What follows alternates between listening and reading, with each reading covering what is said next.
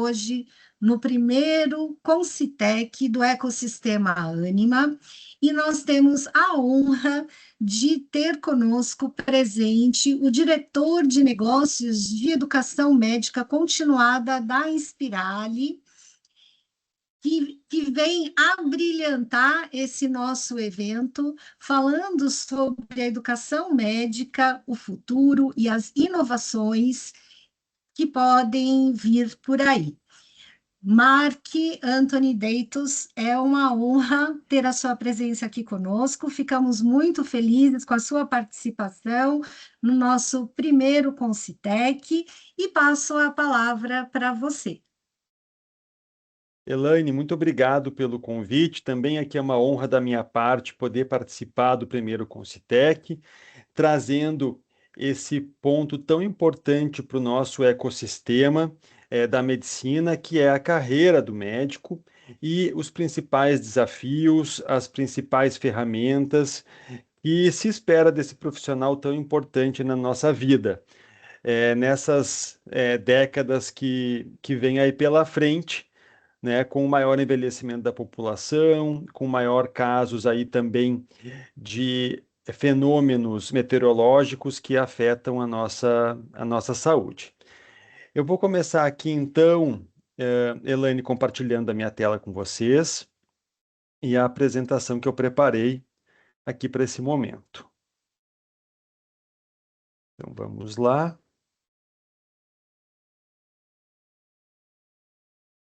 Eu intitulei aqui essa palestra, né, como Perspectivas da Educação Médica Continuada no Brasil e dividi ela em dois momentos, certo? Uma parte sobre a carreira do médico, que vai ser o primeiro momento que a gente vai abordar aqui, e uma parte na sequência sobre especificamente, então, como funciona não só a carreira em geral, né, mas a carreira do médico já pós-graduado, que é o foco aqui da nossa área da Inspirali que a gente vai conversar hoje, certo? Então, a provocação aqui é que antes de falar da perspectiva da educação médica, vamos falar um pouquinho da carreira médica no Brasil. Como que ela está hoje estruturada, né? Esses pontos aqui são sempre muito importantes. Eu vou colocar aqui o meu ponteiro para poder acompanhar junto com vocês. Então, hoje, no país, como é que é a formação clássica do médico? E que vem sendo desafiada aí por uma série de novos elementos que a gente vai trabalhar.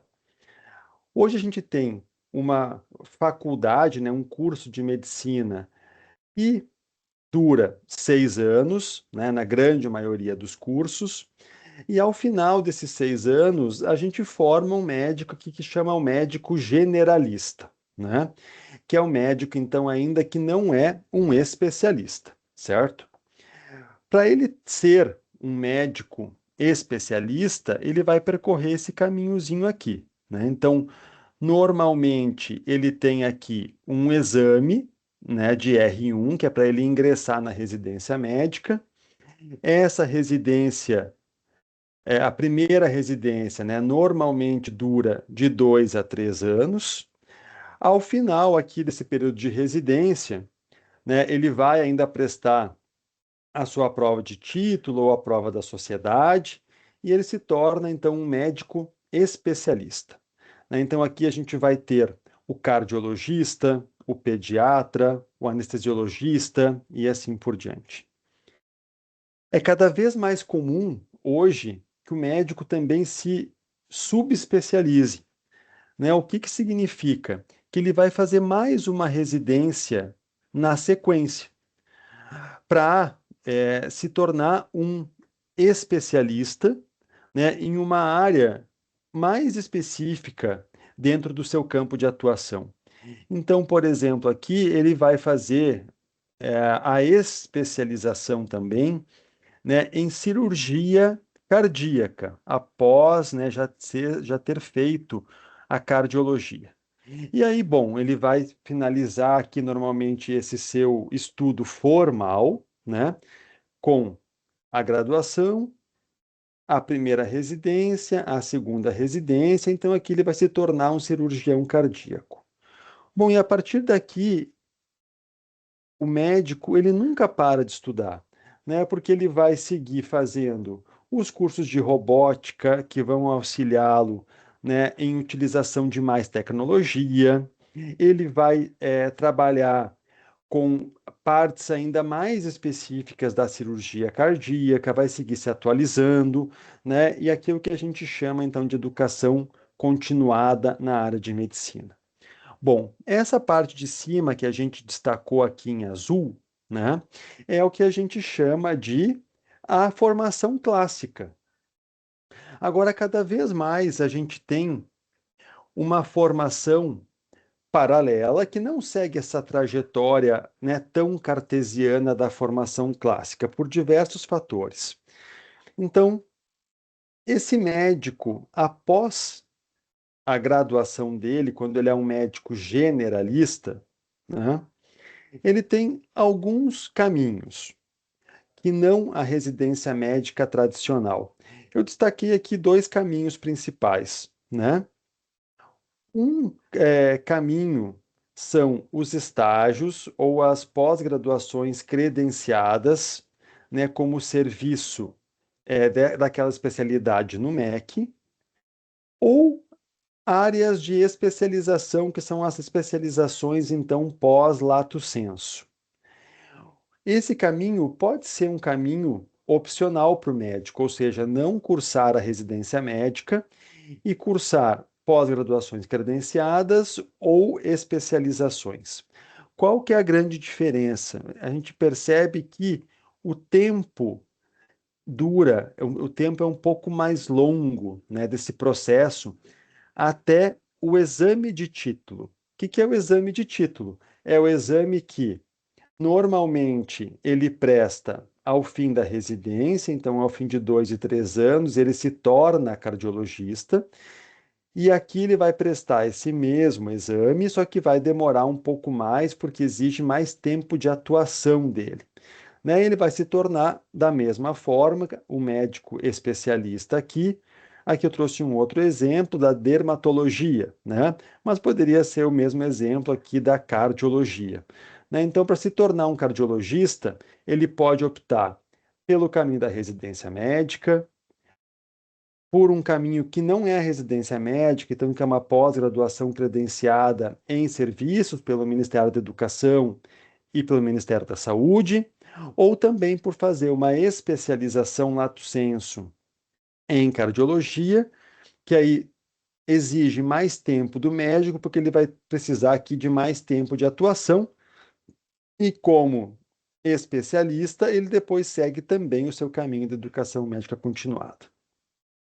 Então, a gente percebe aqui que a jornada de formação do médico é uma jornada longa, certo? Então, estamos trabalhando aqui ainda, né, nos formatos mais comuns que nós temos hoje no Brasil de caminho que o médico percorre na sua formação. Bom,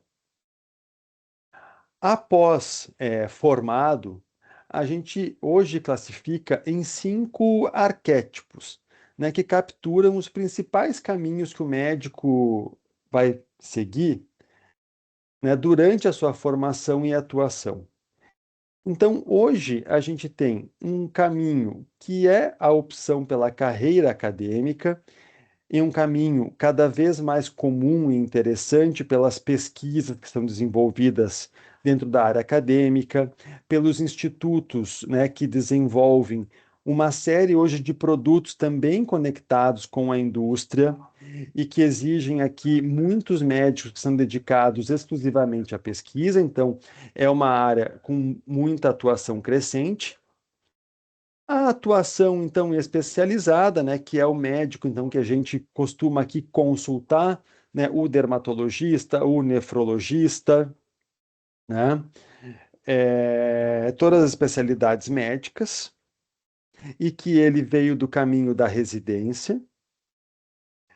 Esse especialista que a gente chama mais prático, né, esse especialista mais prático, muito mais concentrado certo? No interior do Brasil, onde a gente tem menos oferta do médico especialista que veio da residência, que é a atuação prática.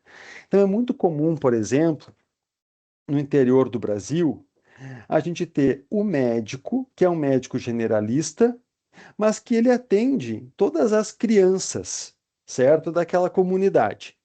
Então, esse médico, ele é um médico generalista, mas que na prática dele, por não ter um pediatra naquela região, ou por não ter até um ginecologista e obstetra, ele vai realizando na prática os partos daquela comunidade, depois ele vai atendendo as crianças daquela comunidade. Então, ele é um especialista prático, né? Ele é aquele médico que gosta de se dedicar à saúde da família da comunidade e vai atuando naquela área, naquela região. O próprio médico generalista, então, que ele opta por ser o generalista, né, o médico do posto de saúde, né, que vai tratar da criança até o idoso, e também a gente tem hoje, cada vez mais, o médico não atuante, né? Então, o que que a gente percebe? Muitos médicos que vão se encaminhando para a área de gestão, seja gestão hospitalar, seja gestão farmacêutica, seja educação médica, e muitos médicos empreendedores, né? Muitos médicos que percebem as dificuldades da carreira da medicina e vêm com essas dificuldades possibilitar soluções para os seus colegas de trabalho. Então, esses aqui são os 5 arquétipos principais que a gente percebe pós-formação, né? O acadêmico, o especialista que fez a residência, aquela formação tradicional que a gente viu na apresentação no slide anterior, o especialista prático, que pela sua prática ele atua, o médico generalista e cada vez também mais forte, o não atuante na medicina em si, mas em áreas correlatas à medicina. Bom, um outro dado muito relevante aqui para nós é o número de escolas médicas que surgiram no Brasil nos últimos tempos, né? Então, aqui nesse gráfico, isso fica bem visível. Eu vou focar mais nele, né? Olha só, vamos sair aqui de 2004, que nós tínhamos 143 escolas de medicina. Em 20 anos, nós chegamos a 448 escolas de medicina. Nós estamos falando aqui quase numa triplicação, né, do número de escolas de medicina no Brasil em 20 anos. Obviamente, isso vai tornando o mercado cada vez mais acirrado, né? Se a gente olhar agora em verde, a gente marcou aqui o número de vagas de medicina, que aqui mais do que triplica, né? Porque as escolas que foram sendo abertas com bastante vagas. Então a gente sai de 13 mil vagas de medicina por ano, e hoje nós estamos chegando aqui, aliás, 2025, a gente já ultrapassou as 50 mil vagas por ano, então mais que triplica o número de vagas. No lado esquerdo aqui, então, a gente destacou alguns dados muito relevantes, né? Em 2014, nós temos, em geral, 46,51 candidatos por vaga nessas escolas, enquanto que em 2023, olha como cai para 18,81 candidatos por vagas. Bom, então a gente tem um número muito maior de médicos chegando no mercado de trabalho, o que vai alterar muito a sua carreira. Então eu destaquei aqui algumas tendências da carreira do médico. A primeira tendência é esse aumento expressivo da quantidade de médicos, como a gente acabou de ver, né? O que que vai acontecer nos próximos 10 anos? A gente vai sair, olha só, aqui em 25, a gente está aí com 600 mil médicos. Em 2035, a gente vai praticamente duplicar esse número de médicos no Brasil. Então, pelas nossas estimativas, serão aproximadamente 1.150.000 médicos no Brasil. Saindo do atual patamar, se a gente olhar para 2025, são em torno de 500.000 médicos. Essa explosão do número de médicos vai trazer uma transformação muito significativa no nosso país e, sobretudo, para os profissionais que buscam essa carreira. O que também fica muito claro, né, que o boom desse número de médicos formados ainda não chegou, né? Porque, como a gente viu naquele slide que mostra o número de escolas, as escolas elas surgiram nos últimos anos, o maior número delas. Então, essa pirâmide, certo? Ela ainda vai acontecer, né? Eles ainda vão chegar no mercado de trabalho. Nesse momento, esse grande contingente está em formação, estão nas faculdades. Eles vão começar a se formar a partir de agora, que é quando a gente vê essa curva muito crescente do número de médicos no Brasil. Então, esse crescimento leva à segunda tendência. A primeira é uma insuficiência e a segunda é um próprio desinteresse dos médicos pelas vagas de residência, ou seja, pela aquele segmento que a gente mostrou, que é a educação médica tradicional, tá? Por que isso ocorre? Esse gráfico aqui, ele está nos mostrando o número, né, de novos médicos por ano, né, em vermelho, aqui, e em branco, o que a gente pode ver? O número de vagas de residência. Então, o que a gente pode olhar de forma muito clara nesse slide? Que o número de médicos vai subindo, certo? Enquanto as vagas de residência seguem estáveis. E aí a gente começa a se perguntar: só tem vaga de residência para esse número muito pequeno que está marcado aqui em branco.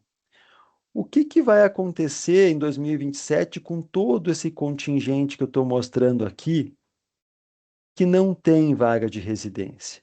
O que vai acontecer em 2028 com esse enorme número de médicos também aqui que não tem vaga de residência para seguir aquela formação que é clássica do médico de hoje e que a gente não vai mais ter? Pelo menos no cenário atual, em que o número de vagas de residência não cresce.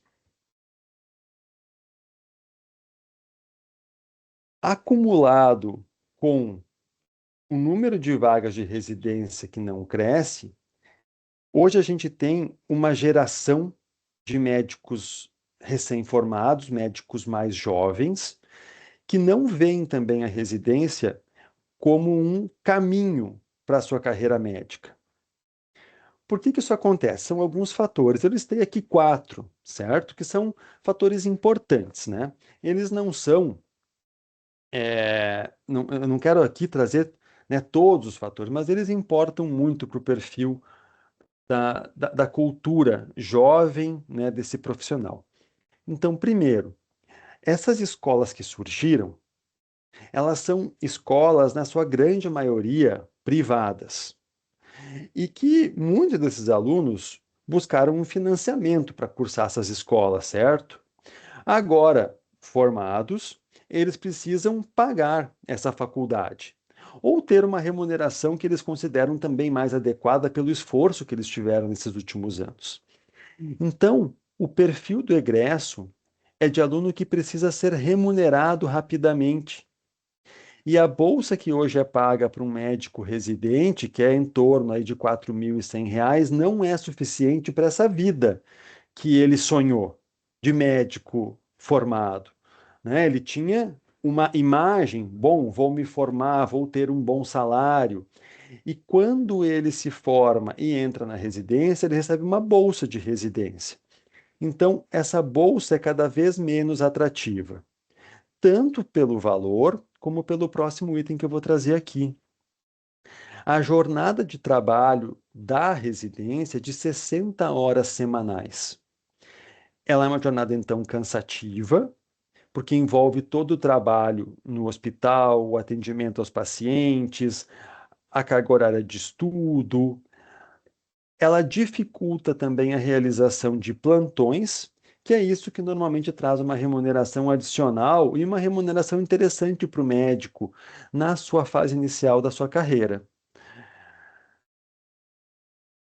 Em alguns casos, também, o médico se percebe como uma mão de obra barata, né? Ou seja, estou trabalhando no hospital 60 horas por semana, faço meus plantões e considero que a remuneração de R$ 4.100 ela não está adequada.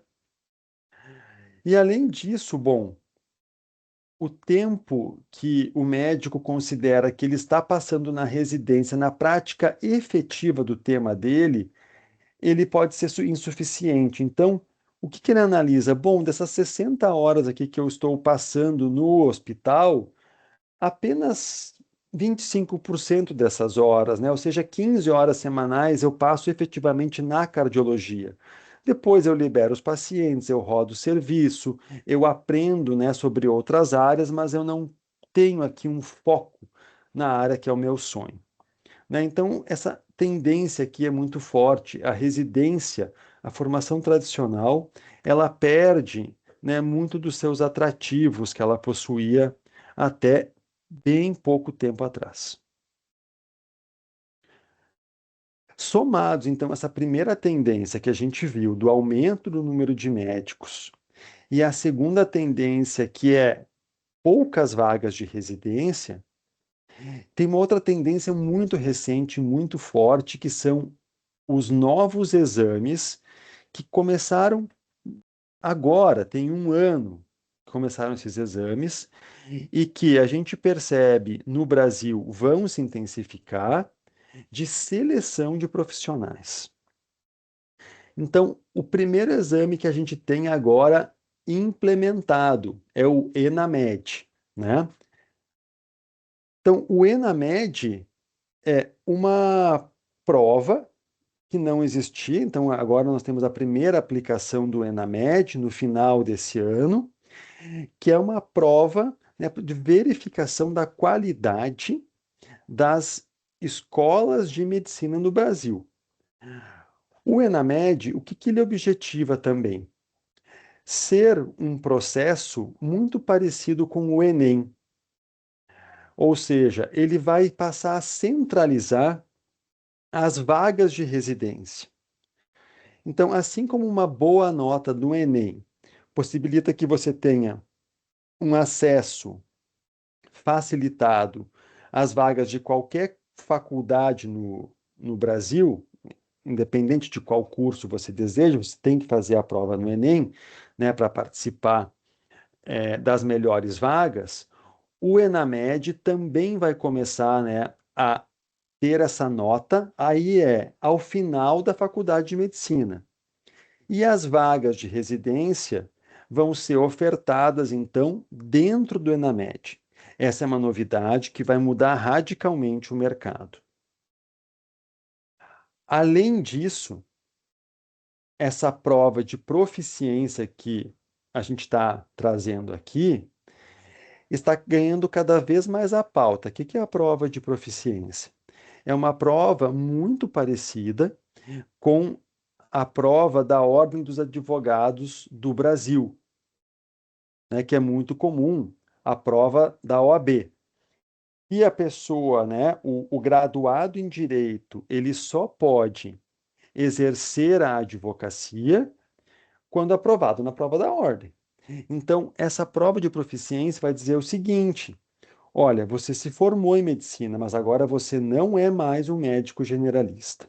Para você ser um médico generalista, você vai precisar passar na prova de proficiência né, da medicina. É também um tema que, muito provavelmente, a gente vai assistir essa alteração no mercado de trabalho na medicina nos próximos anos.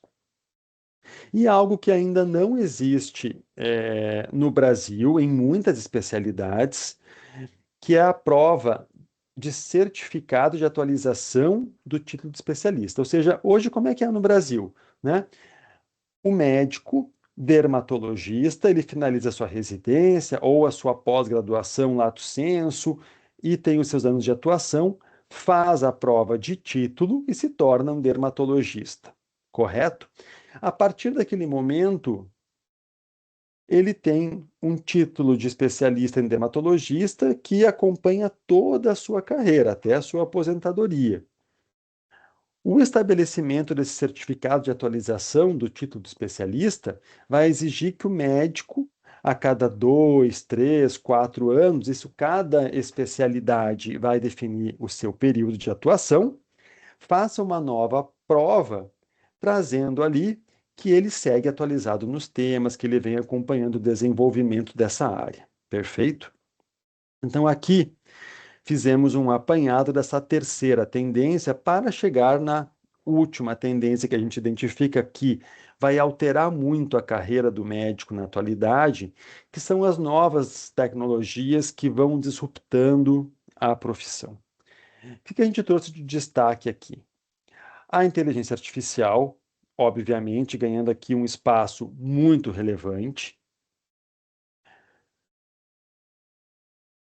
Esse mercado vem crescendo a cada ano e em diversas áreas da medicina, impactando, né, seja a inovação, preço, qualidade, rentabilidade, parte regulatória, né? Então, como é uma área muito nova, a gente ainda não consegue medir especificamente os impactos que ela traz e as principais áreas em que, além da inteligência artificial, a gente verifica as inovações na área da saúde com maior impacto. E algumas já se estabelecendo de forma muito forte, né? Por exemplo, como a telemedicina, que já está regulada no Brasil, isso aconteceu com a pandemia, né? A parte, é, sobretudo, do envelhecimento, né, que a gente tem todos esses vestíveis, né, que vai possibilitando que as pessoas morem sozinhas, que auto-administrem, né, o seu cuidado médico, toda essa parte de saúde mental, toda a parte de robótica, uma evolução muito grande também, né, em impressoras 3D, por exemplo, que pode, né, imprimir um modelo de fêmur específico para aquela pessoa, né, desenhado para o seu aspecto. Então, essa personalização da medicina. Bom, vamos resumir então aqui, para a gente fechar essa primeira parte, sobre as perspectivas da carreira médica no Brasil, que tem esses 4 fatores principais: o aumento da quantidade de médicos, vem acompanhada de uma insuficiência das vagas de residência e também um certo desinteresse por essa formação. Os exames, que não existiam até muito recentemente, que passam a existir agora, constringindo também a atuação desse médico quando ele é recém-formado, e novas tecnologias que estão disruptando a profissão em algumas áreas que a gente destacou aqui. Colocado essa mudança da carreira médica geral no Brasil, o que a gente vai partir agora? Bom, agora vamos falar então do que a gente pode trazer de perspectiva para a educação, certo? Então, primeiro, o mercado ele já vem percebendo que todo aquele contingente que a gente viu lá de médicos que estão se formando e que não têm vaga de residência, eles precisam buscar uma alternativa. Se não tem vaga de residência, ou essa vaga de residência também exige que eu trabalhe 60 horas, e eu preciso pagar a minha mensalidade da faculdade que eu me formei, eu preciso ter uma alternativa. Então, o que que a gente assistiu? Aqui a gente separou pelas principais especialidades que a gente tem no país. Então, a gente assiste, olha o crescimento do número de novos cursos de especialidade e subespecialidade sendo ofertados. Aqui no gráfico, a gente destacou as especialidades, né? Então, a pediatria crescendo muito, né? A psiquiatria também, a dermatologia, a endoscopia, que é uma especialidade mais complexa de ser ofertada, tem um crescimento menor, né? Porque ela exige um espaço de atendimento mais complexo, que possa ser feita anestesia, né? Não é um procedimento mais simples, né? Como atendimento que pode acontecer em consultório da endocrinologia. Agora, o que a gente percebe é que, ano a ano, cresce 28% o número de cursos ofertados para esses médicos recém-formados, né, que visa ofertar essa alternativa para o médico que não tem uma vaga de residência ou não quer. Né? A gente tem também um crescimento, são hoje 373 escolas ofertando a pós-graduação em medicina. E já são hoje, né, 2.150 cursos para o médico optar. Então, essa aqui é a minha primeira tendência da educação. Né? É um crescimento muito acelerado, muita oferta, muita possibilidade, né? Tendo em vista que vai duplicar de hoje até 2035 o número de médicos no Brasil e precisa ser ofertada uma possibilidade de educação para eles. Tem também uma segunda tendência muito forte na área de educação. E quem estuda, trabalha na área de medicina, percebe isso nas redes sociais, que ao invés dos cursos ofertados por instituições de educação, eles são ofertados pelos próprios médicos em seus próprios consultórios, ou em algum espaço físico que ele quer locar para uma aula de final de semana. Então, hoje, né, o próprio médico, né, ele monta o seu curso, recebe colegas no seu consultório, ensina a fazer os procedimentos, faz essa passagem de conhecimento como se fosse uma mentoria, né? Acompanha a formação daquele médico muito próximo, que então paga, né, diretamente para esse profissional mais experiente para aprender com ele a fazer isso. Então, esse fator é um fator completamente novo, né? Profissionais liberais ofertando vagas, né, para acompanhar dentro do seu consultório essa formação médica. E agora vem um dos aspectos que eu considero mais importante. Até agora a gente falou muito dessa formação técnica, né? Então, ele vai aprender a ser o dermatologista, ele vai aprender a ser endócrino, ele vai ter essas competências técnicas, né? Agora, hoje, quando a gente vai conversar com qualquer grupo de médicos, e a gente fez essa experiência em diversos países, né? Quando a gente pergunta assim, quando você é médico no futuro, ou também quando a gente pergunta não só para o médico, mas para o paciente, qual que é o grande diferencial que você percebe no seu médico? Sempre nas respostas não aparece a parte técnica, aparece o caráter humano. Por quê? Porque seja quem é paciente, seja quem é familiar, Nesse momento, né, de dificuldade, que normalmente é o momento da doença, você não quer um robô, né, ou uma inteligência artificial. Você quer conversar com alguém que consiga ser empático, entender o momento que você está passando, conseguir decidir com você o melhor tratamento, né? Ou seja, ter esse atendimento humanizado. Liderar equipes, né, multifuncionais. Então, esse conhecimento técnico, ele vai sendo cada vez mais deixado, né, para a parte da tecnologia. Então, a tecnologia vai me acompanhar. E o meu diferencial, o que que vai ser?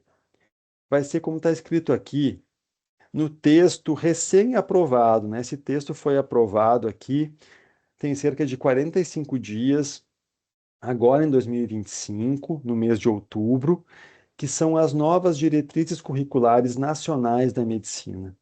O que que ele traz? Né? Um médico que oferece esse cuidado compassivo, resolutivo e personalizado, ele não é massificado. Ele é empático, ele é respeitoso, ele sente essa responsabilidade social e de justiça, né? Ele tem competência comunicacional, ele consegue assegurar para o paciente acessibilidade à informação, né? Ele exerce essa liderança colaborativa interprofissional, reconhece a diversidade humana, ele tem uma escuta qualificada, um trabalho colaborativo, ele compreende e reconhece a importância do autocuidado profissional, ou seja, ele cuida dele também. Ou seja, o que que a gente lê aqui? Ele respeita a autonomia, dignidade e confidencialidade. Também aparece a tecnologia, né? A gente percebe aqui, ó, promover inovações tecnológicas, inteligência artificial, IA, telemedicina, Big Data. Agora, a gente percebe que esse é um item dentro de 25 itens. Aqui também aparece orientar-se pela avaliação crítica de tecnologia. Mas que o grande diferencial que todo mundo busca no médico são as competências humanas. São as competências que vão fazer a diferença para o médico do futuro. E sempre lembrar que o médico, ele sempre vai ser o que a gente chama de um aprendiz a vida toda, né? É um lifelong learner. Porque todos os médicos, né, eles vão investir na sua educação médica, pelas inovações que vêm acontecendo, né? Ele tem consciência de que a sua permanência, a sua relevância, né, no mercado depende disso. Então, ele participa de congressos e eventos, ele participa de cursos online, ele explora muito artigos científicos, ele lê as revistas da sociedade. Lembrando, todos esses fatores possibilitam sempre um crescimento técnico para o médico, né? Agora, a grande pergunta que vai determinar o futuro é e como esses médicos vão se preparar para os desafios mais humanos que vêm daqui pela frente, com a tecnologia avançando na parte técnica, auxiliando o médico, e cada vez mais as pessoas buscando um cuidado humano que vem acompanhado da parte técnica. Como vamos desenvolver nos médicos as competências comunicacionais, as competências de empatia, as competências de compreensão das religiosidades e das diversidades. Com isso, eu deixo aqui o meu muito obrigado e abro aqui então para perguntas e paro de compartilhar aqui a minha tela. Mark, é excelente a sua explanação sobre o mercado da medicina atual e também sobre as perspectivas de futuro. É realmente uma honra poder tê-lo conosco no Concitec, trazendo para os nossos ouvintes essas perspectivas. E aí, diante das mudanças que são reais no mercado da medicina, que se torna um mercado tão competitivo, como que você entende que o médico ele se diferenciaria na sua carreira dentro desse mercado? Perfeito, muito obrigado pela pergunta, Elaine. E já estou aqui refletindo, porque essas competências, né, que eu trouxe no finalzinho aqui da minha fala, que são as competências mais humanas, elas têm cada vez um espaço mais restrito na maioria dos currículos, né?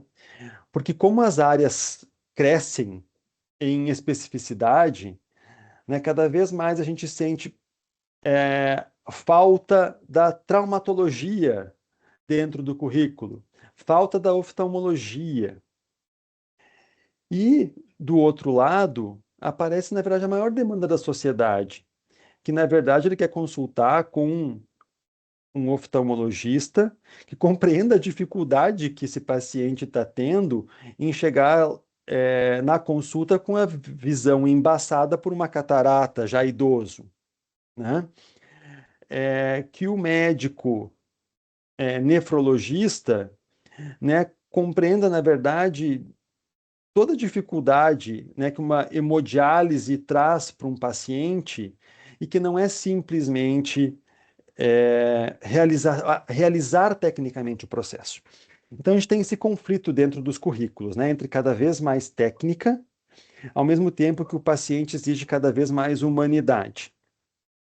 Essa formação, né, o médico hoje está precisando buscar ainda fora do seu currículo, seja em programas, né, que aproximem ele das comunidades, seja em programas, inclusive internacionais, que algumas universidades oferecem, né, ou algumas organizações, como os Médicos Sem Fronteira, de conhecer diversas realidades, ou realmente, né, comparar os currículos e verificar como que está estruturada essa parte comunicacional, desde que momento da sua formação ele vai para o campo, né? Vai atender na atenção primária, vai conhecer as dificuldades da população, vai entender o seu público para desenvolver essas habilidades.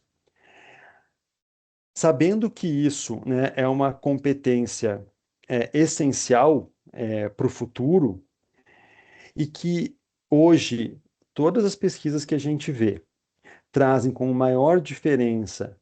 Ninguém quer ser atendido por uma IA na medicina. Isso todo mundo fala, qualquer pesquisa vai mostrar isso. Você quer falar com um ser humano quando você está numa situação de doença, né? Alguém que te entenda profundamente o momento pelo qual você está passando.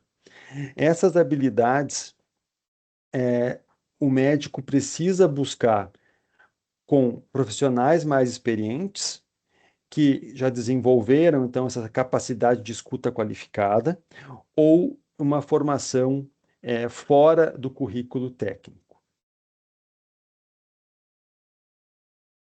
Excelente, Mark. Fica evidente que, apesar de tanta inovação e da tecnologia que chegam para ficar, alterando também o mercado, a humanidade e a empatia são características essenciais no médico que vai sobressair no mercado.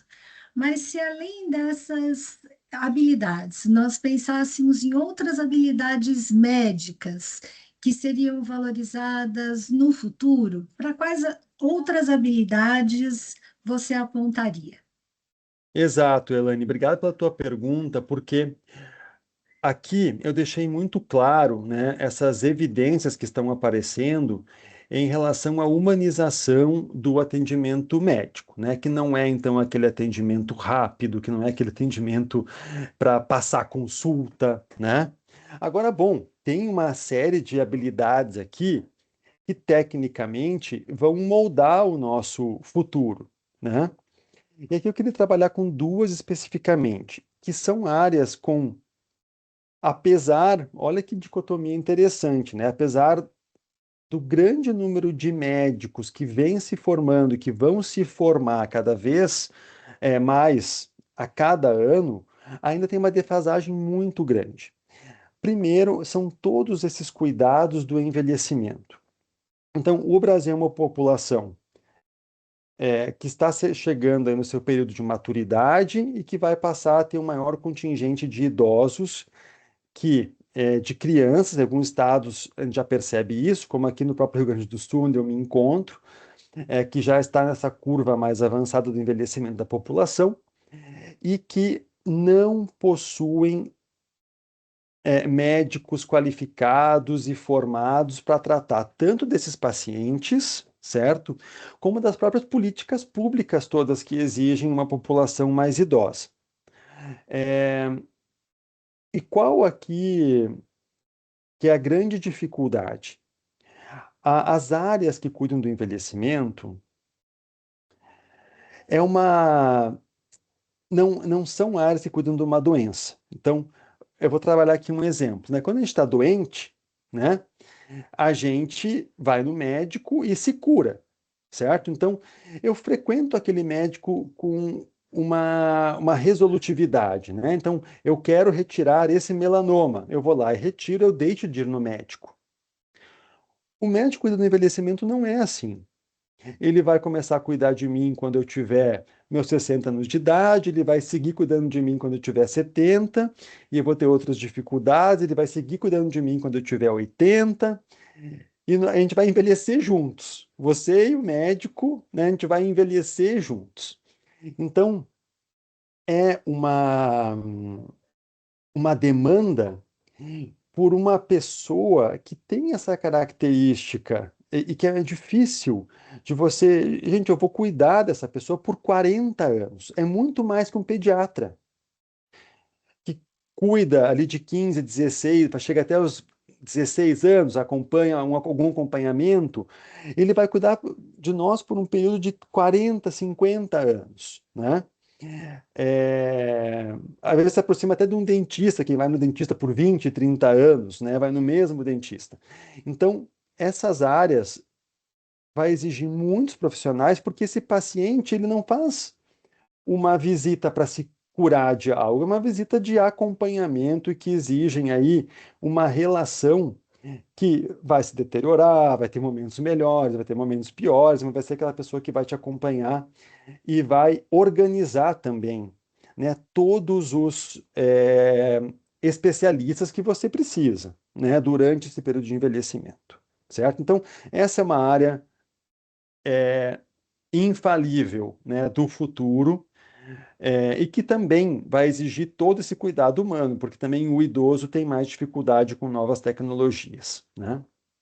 Bom, e a segunda área é toda a área que envolve, então, os impactos ambientais na saúde. A gente está, todo mundo agora quase já, no Brasil, já vivenciou algum momento em que nós próprios nos tornamos essa figura que a gente acha que só existe em revista, assim, né?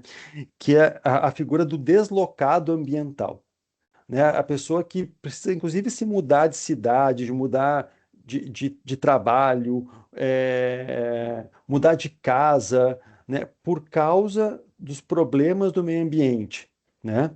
Eu trago aqui o meu caso, né? Eu moro aqui em Porto Alegre.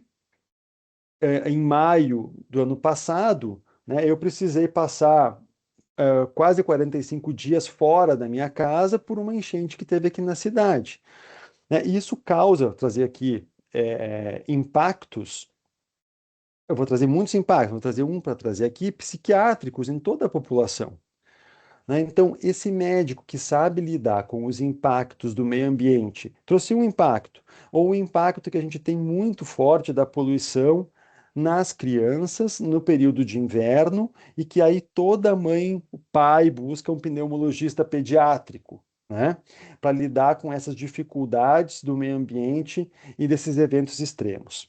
Então, são duas áreas de habilidades técnicas, porque exigem conhecimento técnico, né, de como que o meio ambiente impacta na saúde das pessoas e de como que o envelhecimento vai sendo acompanhado também com a população cada vez vivendo mais tempo e que precisam de médicos e tem uma ausência gigantesca no Brasil desses dois profissionais.